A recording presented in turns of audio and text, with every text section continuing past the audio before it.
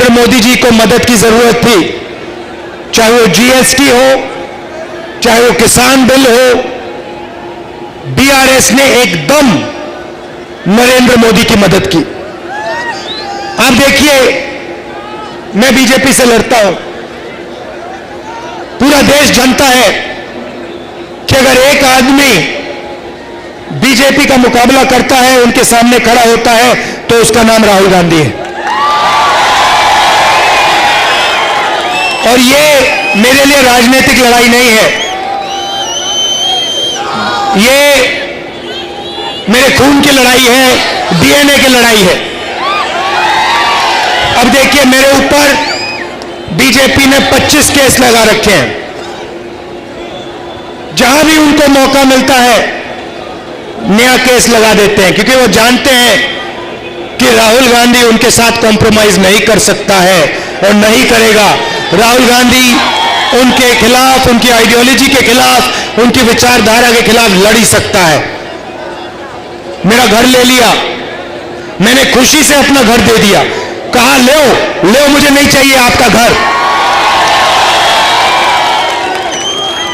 लोकसभा की मेंबरशिप रद्द कर दी।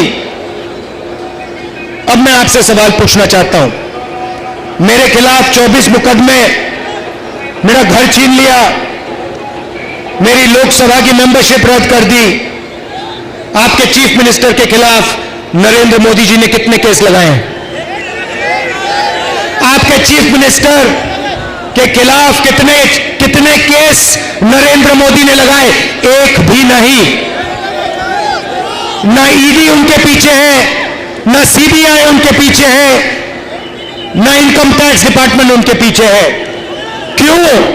क्योंकि चीफ मिनिस्टर केसीआर बीजेपी की पूरी मदद करते हैं। देखिए, आप बता रहे हो, बिल्कुल सही,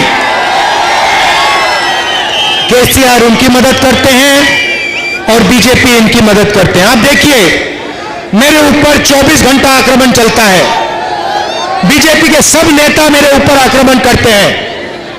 मैं सुबह उठता हूं, अगर सारे के सारे बीजेपी के नेता मेरे ऊपर आक्रमण नहीं करते तो मुझे मजा नहीं आता, मुझे अच्छा नहीं लगता।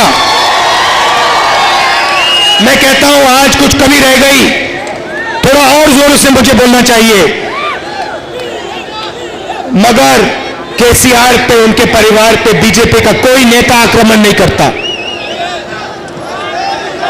कोई केस नहीं, कोई ईडी नहीं, कोई इनकम टैक्स नहीं, मिले हुए हैं दोनों। दूसरी तरफ एमआईएम है।